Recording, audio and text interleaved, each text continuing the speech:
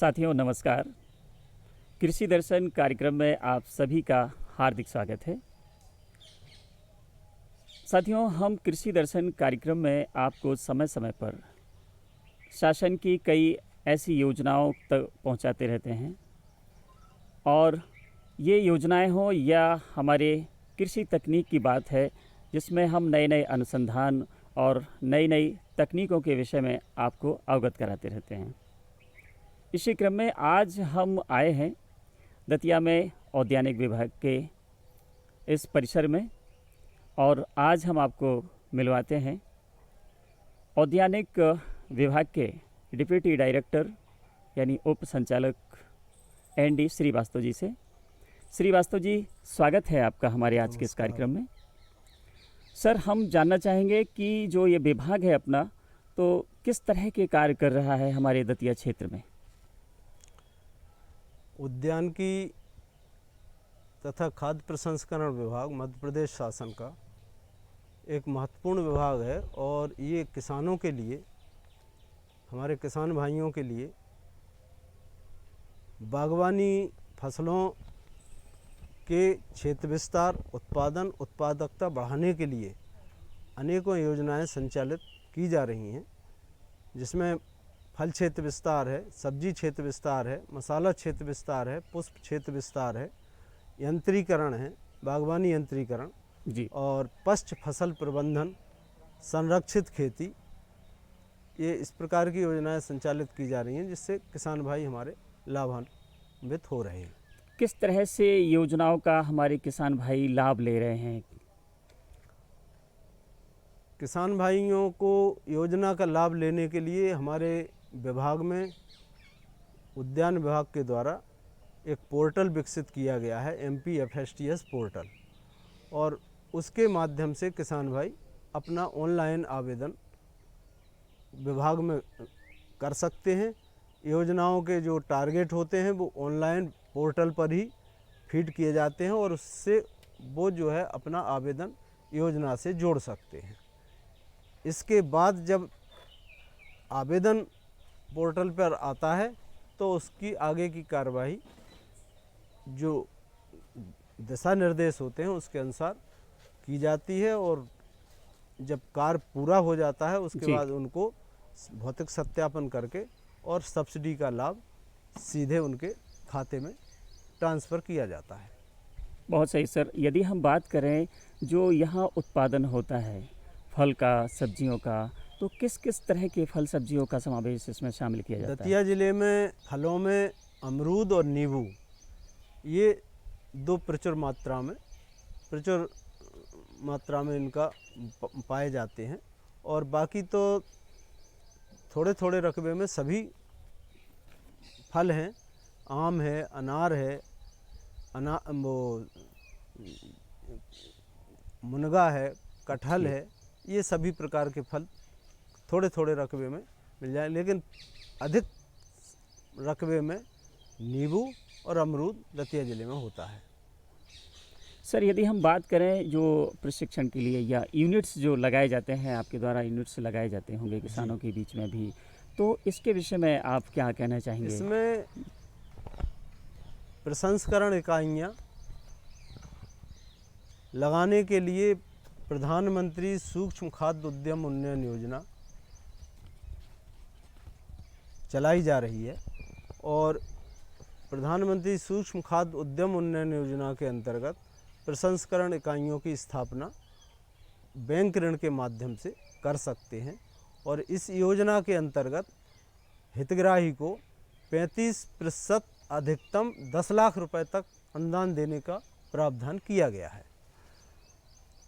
इसका उद्देश्य योजना का ये है कि जब किसान को, हमारे किसान भाइयों को बाज़ार में उचित मूल्य नहीं मिल पाता है, ऐसी स्थिति में वो अपने उत्पाद, अपनी फसल का प्रसंस्करण करके उत्पाद तैयार करके मार्केटिंग, ब्रांडिंग, पैकेजिंग के माध्यम से अच्छा मुनाफा कमा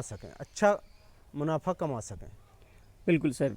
जैसा कि आपने बताया कि अनुदान और ये प्रशिक्षण यूनिट्स भी लगे हुए हैं, तो यहाँ दतिया क्षेत्र के जो किसानों की बात करें तो कुछ आकलन ऐसा होगा आपके पास, संख्या भी होगी कि इतने किसानों को आपने ये यूनिट्स लगाए हैं और उनको प्रशिक्षण भी अभी दिया जा रहा है। हमने 33 किसानों का ऋण स्वीकृत हुआ है, जिसमें से जी। 27 का डिसबर्स हो चुका है और लगभग 20 यूनिट स्थापित हो चुकी हैं, जिसमें बेकरी से संबंधित है, पनीर से संबंधित है, आटा मिल है, जी। मस्टर्ड ऑयल की मिल है, ये इस तरह की यूनिट, और मेंथा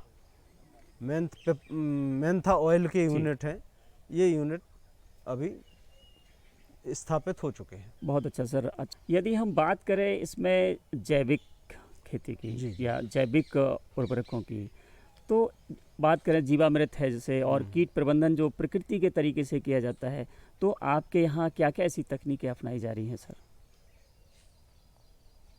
जैविक खेती का हम लोग लगातार प्रचार प्रसार कर रहे हैं और इसके लिए हम मिशन के अंतर्गत MIDH योजना जो है उसके अंतर्गत हम बर्मी बेड जो HDP जी। प्लास्टिक के होते हैं उनको किसानों को उपलब्ध कराते हैं। एक जैविक बर्मी बेड की योजना है, उसमें हम HDP बर्मी बेड वो कराते हैं और उसमें केंचुआ का खाद, ताकि किसान अपने खेत पर उनको स्थापित करके और केंचुआ खाद स्वयं बनाए और उससे जो है वो अपने बागवानी की फसलों में, उद्यान की फसलों में, जो भी सब्जी मसाला की फसलें करते हैं उसमें उपयोग कर अपना उत्पादन बढ़ा सके। तो इसके लिए लगातार विभाग काम कर रहा है। रहा प्राकृतिक खेती में जीवामृत और बीजामृत, ये सब चीज़ें, इनके लिए भी यहाँ पर एग्रीकल्चर विभाग के माध्यम से हम लोग उनके सहयोग से, कृषि विज्ञान केंद्र के सहयोग से हम लोगों ने प्राकृतिक खेती के लिए लगभग 500-600 किसानों का वो रजिस्ट्रेशन कर रखा है। तो वो आगे आ रहे हैं, किसान धीरे धीरे कर रहे हैं। साथियों, कृषि दर्शन कार्यक्रम जारी रहेगा। मिलते हैं एक अल्प विराम के बाद। अरे सुन तो। मुझे क्या सुनाना चाहते हो? जो सुनाओ मेरी सौतन को। किसको? अरे वही तुम्हारा मोबाइल फोन जिससे सुबह शाम दिन रात चिपके रहते थे और कहते थे किसान कॉल सेंटर से बातें हो रही हैं। अच्छा ये बात है। हाँ, क्यों? क्या हुआ? अब बात नहीं होती क्या? अब तो झट से बात हो जाती है। संबंधी समस्याओं का अपनी भाषा में तुरंत हल पाने के लिए पूरे भारत में किसी भी फोन से हेल्पलाइन नंबर पर संपर्क करें। किसानों का दोस्त किसान कॉल सेंटर।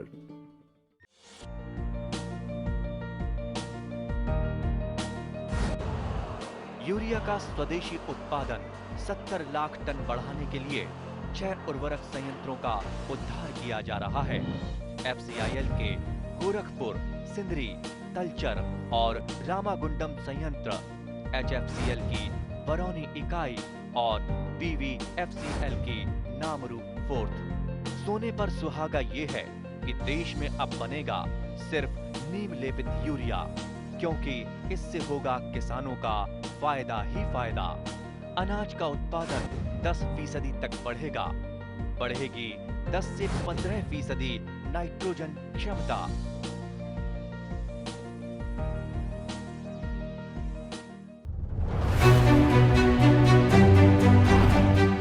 खुशहाल किसान है, लोग हैं आश्वस्त, शुद्ध हवा अन्न है और शुद्ध है पर्यावरण।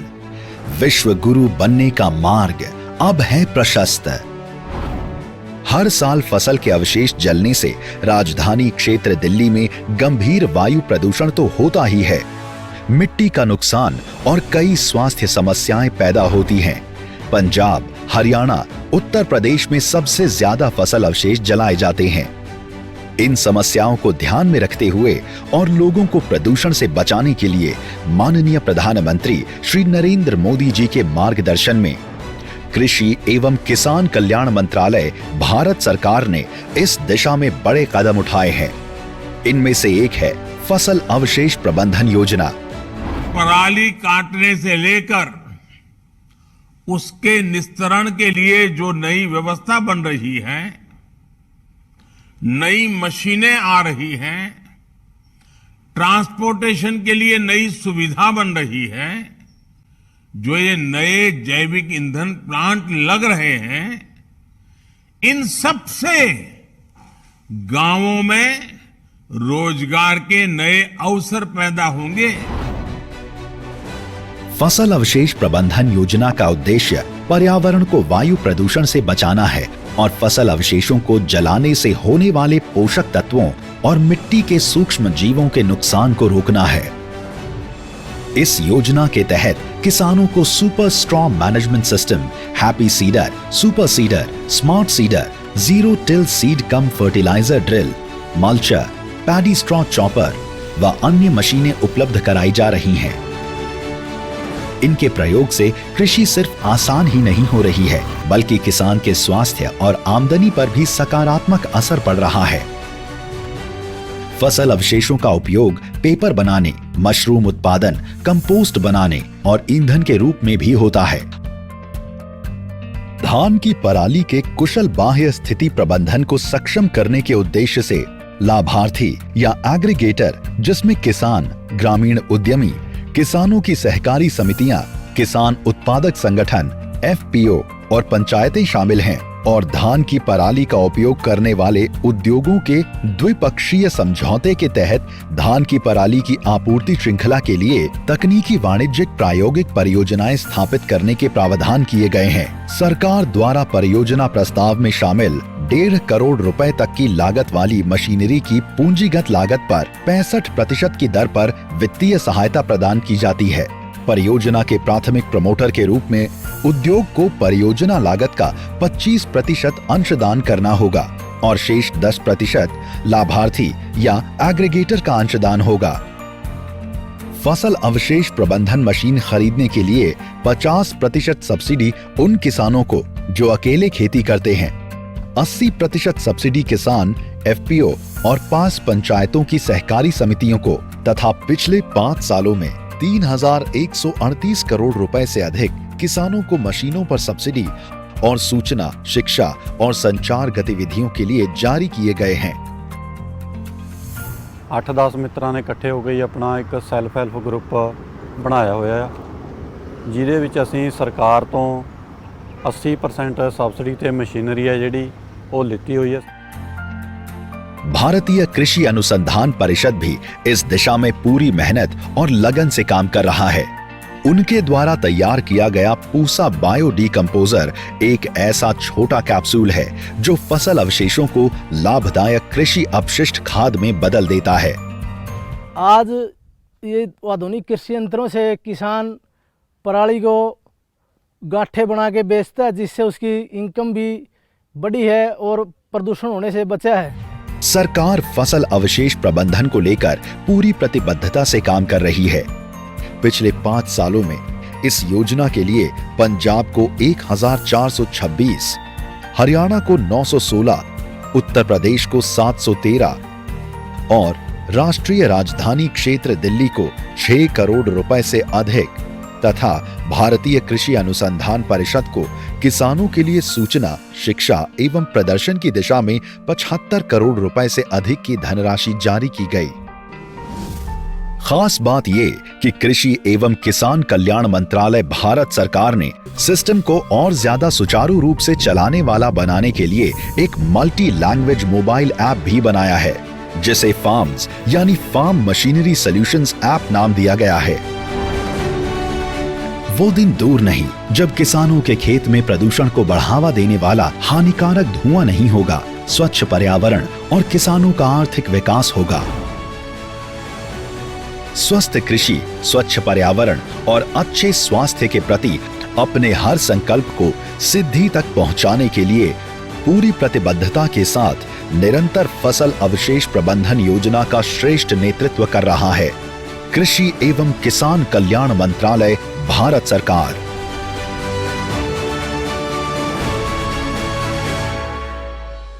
जो किसान प्रशिक्षण ले लेते हैं, अब हम कैसे इसका पता लगाते हैं कि वो हमारी जो मेहनत है उनके साथ की है वो आगे कर रहे हैं कि नहीं कर रहे हैं? तो इसके लिए क्या किया जाता है?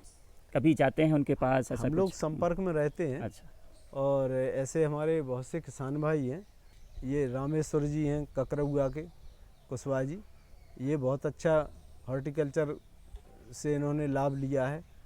आमतौर पे ये देखा जा रहा है कि खेती जो है बहुत महंगी हो गई है, तो इसके लिए हम क्या आप बताना चाहेंगे कि कम लागत में अधिक मुनाफा कर सकें हमारे किसान भाई और अधिक लाभ भी ले सकते हैं? और जो नर्सरी की बात करते हैं, आजकल प्रकृति के साथ बड़ा आप देख ही रहे हैं सब लोग, तो नर्सरी और हमारे किसानों के लिए कैसे हितकर हो सकती है? आपका और प्रश्न जी। बहुत ही अच्छा है। ये सबसे बड़ी दिक्कत यही है कि खेती की जो लागत है उसको हम कम करके और उत्पादन बढ़ जाए और उससे अच्छी आय प्राप्त हो जाए, जी।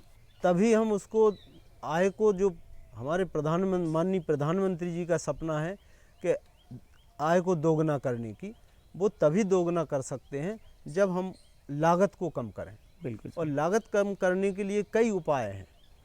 जैसे इस समय एक बेतहाशा रासायनिक खाद, रासायनिक दवाइयाँ उपयोग करना, जिससे लागत भी बढ़ जाती है और हमारा पर्यावरण भी प्रदूषित होता है। बिल्कुल। खेती की उर्वरा शक्ति भी कम हो जाती है। तो ये सब चीज़ें कैसे हम कम कर सकते हैं, उसी के लिए अब प्राकृतिक खेती की ओर हम लोग फिर से जैविक खेती और प्राकृतिक खेती पर जोर दे रहे हैं कि जिससे हम कम से कम लागत में अधिक उत्पादन प्राप्त कर सकें। ऐसे प्रयास हम लोग लगातार कर रहे हैं और हमें लगता है कि बहुत जल्दी इसमें विभाग को भी और हमारे वैज्ञानिकों की मेहनत रंग लाएगी और इसमें सफलता मिलेगी। सर, आपने बहुत ही उपयोगी बातें की हैं हमारे किसान साथियों के लिए और हमें उम्मीद है कि ये ज़रूर लाभ लेंगे। अब चलते चलते आप और विशेष क्या कहना चाहेंगे हमारे किसान साथियों के लिए? मैं अपने किसान भाइयों से एक ही बात कहता हूँ कि बागवानी के क्षेत्र में थोड़ा सा आगे बढ़ने की ज़रूरत है। जो हम परंपरागत खेती करते चले आ रहे हैं, ठीक है, वो करें, लेकिन साथ में हर किसान भाई को बागवानी की फसलें लेना बहुत ही आवश्यक है, जिससे उसके परिवार में एक तो पोषण, जो कुपोषण की समस्या होती है उससे भी निजात मिलेगी, वो भी दूर होगी। दूसरा, उसकी दैनिक आय में वृद्धि होगी, जिससे उसका जीवन स्तर भी अच्छा होगा और वो आगे भी बढ़ेंगे किसान भाई। मैं ज़्यादातर एक बात और जोड़ दूं, मैं ज़्यादातर किसान भाइयों को प्रशिक्षण वगैरह या जो भी सम्मेलन या मेला, किसान मेला वगैरह होते हैं, तो उनमें ये सलाह देता हूं कि प्रत्येक किसान भाई अपने खेत पर चारों तरफ मुनगा लगाए। मुनगा बहुत ही, उसकी न्यूट्रिशन वैल्यू बहुत अधिक होती है, तो मुनगा लगाए। मुनगा से वो अपने घर में भी उपयोग कर सकता है और उसको मार्केट में बेचकर उससे आमदनी भी बढ़ा सकते हैं। बहुत बहुत धन्यवाद सर, आपने बहुत ही उपयोगी बातचीत की है हमारे किसान साथियों के लिए। हमें उम्मीद है कि किसान भाई आपकी बातचीत का ये बहुत ही महत्वपूर्ण जानकारी का लाभ लेंगे और अधिक से अधिक जैविक खेती के साथ आगे बढ़ेंगे और ऐसे जो कम लागत लगा करके अधिक मुनाफा भी करेंगे। आप हमारे कार्यक्रम में जुड़े, आपके लिए बहुत बहुत धन्यवाद। थैंक यू, धन्यवाद। तो साथियों, ये था हमारा आज का कृषि दर्शन कार्यक्रम। तो आइए सुनते हैं खबरें खेती की। नमस्कार किसान भाइयों, खबरें खेती में आप सभी का स्वागत है। आइए पहले नजर डालते हैं मुख्य समाचारों पर। जैव विविधता को संरक्षित करना जरूरी, श्रीमती मुर्मू। फसल नुकसान का सर्वे कर दी जाएगी राहत राशि। सोयाबीन उत्पादन बेहतर होने की उम्मीद, लहसुन से कमाए लाभ और टमाटर की उन्नत खेती। और अब खबरें विस्तार से। राष्ट्रपति श्रीमती द्रौपदी मुर्मू ने विगत दिनों किसानों के अधिकारों पर 4 दिवसीय वैश्विक संगोष्ठी का शुभारंभ पूसा नई दिल्ली में किया। केंद्रीय कृषि मंत्री श्री नरेंद्र सिंह तोमर ने समारोह की अध्यक्षता की। इस अवसर पर विभिन्न श्रेणियों में 26 पादप जीनोम संरक्षक के पुरस्कार किसानों और संगठनों को प्रदान किए गए। इस मौके पर राष्ट्रपति ने प्लांट अथॉरिटी भवन का उद्घाटन भी किया और पौधा किस्मों के पंजीकरण के लिए ऑनलाइन पोर्टल लॉन्च किया। राष्ट्रपति ने कहा कि प्रदर्शनी का शुभारंभ कर मंत्रियों के साथ अवलोकन भी यहां पर किया। कार्यक्रम में केंद्रीय कृषि राज्य मंत्री श्री कैलाश चौधरी, सचिव श्री मनोज आहूजा, ICAR के महानिदेशक डॉक्टर हिमांशु पाठक, कृषि से जुड़े संगठनों के पदाधिकारी भी उपस्थित रहे। आयोजन में ICAR, भारतीय कृषि अनुसंधान संस्थान तथा राष्ट्रीय पादप अनुवांशिक संसाधन ब्यूरो सहभागी रहे। खाद्य एवं कृषि के लिए पादप अनुवांशिक संसाधनों पर अंतर्राष्ट्रीय संधि FAO, सैम और केंद्रीय कृषि मंत्रालय द्वारा आयोजित वैश्विक संगोष्ठी के अवसर पर श्रीमती मुर्मू ने कहा कि भारत की समृद्ध कृषि जैव विविधता वैश्विक समुदाय के लिए एक खजाना रही है। मध्य प्रदेश के मुख्यमंत्री श्री शिवराज सिंह चौहान ने कहा कि पूरे प्रदेश में लगभग अच्छी वर्षा हो रही है। वर्षा की कमी समाप्ति की ओर है, साथ ही अतिवृष्टि से सतर्क रहना होगा। फसलों को थोड़ा नुकसान हुआ है, आकलन करके सर्वे कराया जाए। RBC 6-4 के अंतर्गत किसानों को राहत राशि दी जाएगी। मुख्यमंत्री ने VC के माध्यम से प्रदेश के कलेक्टर्स, कमिश्नर को संबोधित किया। मुख्यमंत्री लाडली बहना योजना में प्रधानमंत्री आवास योजना से वंचित रह गई लाडली बहनों को आवास स्वीकृत किया जाएगा। इसके लिए लाडली बहनों का पंजीयन होगा। मुख्यमंत्री श्री चौहान ने कहा कि लाडली बहनों को रसोई गैस सिलेंडर 450 रुपये में मिलेगा। प्रधानमंत्री उज्ज्वला योजना और मुख्यमंत्री लाडली बहना योजना की बहनों को इसका लाभ मिलेगा।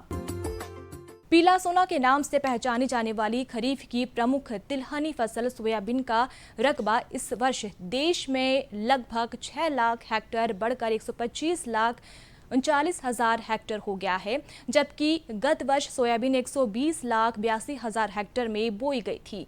मानसून की वापसी से प्रमुख सोयाबीन उत्पादक राज्यों के किसानों को राहत मिली है, क्योंकि पूर्व में 15-20 दिन मानसूनी बारिश न होने के कारण फसल सूखने लगी थी तथा उत्पादन घटने की आशंका में किसानों के चेहरे मुरझा गए थे, परंतु अब चेहरों पर खुशी झलकने लगी है, क्योंकि सोयाबीन उत्पादन बेहतर होने की उम्मीद है। Soybean processors association of India ने भी अपने सर्वेक्षण के अनुसार फसल स्थिति को सामान्य बताया। औषधि गुणों से भरपूर लहसुन के निर्यात से विदेशी मुद्रा अर्जन की प्रबल संभावनाएं हैं, क्योंकि लहसुन उत्पादन के क्षेत्र में मध्य प्रदेश देश में अव्वल है।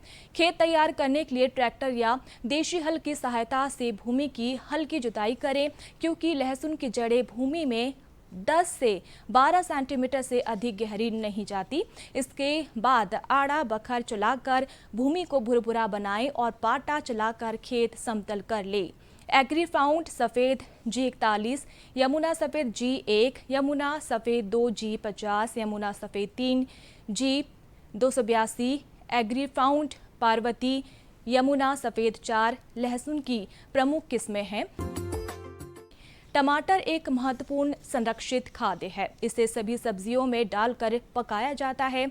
इसके बिना सब्जी अधूरी सी लगती है तथा इसकी खेती संसार के सभी भागों में की जाती है। टमाटर का प्रयोग प्रमुख रूप से सलाद, अचार, टमाटर केचप, चटनी बनाने में किया जाता है। टमाटर की खेती के लिए उपयुक्त उचित जल निकास वाली दोमट या बलुई दोमट भूमि अच्छी मानी जाती है। इसकी स्वर्ण, लालिमा, पूसा आदि प्रमुख किस्में हैं। टमाटर के बीज को लगाने से पहले छोटी छोटी क्यारियां जिसका आकार 1 मीटर चौड़ा और लंबाई अपने हिसाब से रखते हैं। फिर उसमें बीज कतार से कतार डालते हैं। ये 4 से 5 सप्ताह में तैयार हो जाता है। वर्षा ऋतु में रोपी गई टमाटर की फसल में पानी की आवश्यकता नहीं पड़ती। तो किसान भाइयों, आज की खबरें खेती में इतना ही। दीजिए अनुमति। नमस्कार। तो साथियों, ये था हमारा आज का कृषि दर्शन कार्यक्रम। हम कृषि से जुड़ी हुई तमाम बातें आपके लिए लेकर आते रहेंगे जो आपके लिए उपयोगी होती हैं। अब दीजिए अनुमति। नमस्कार।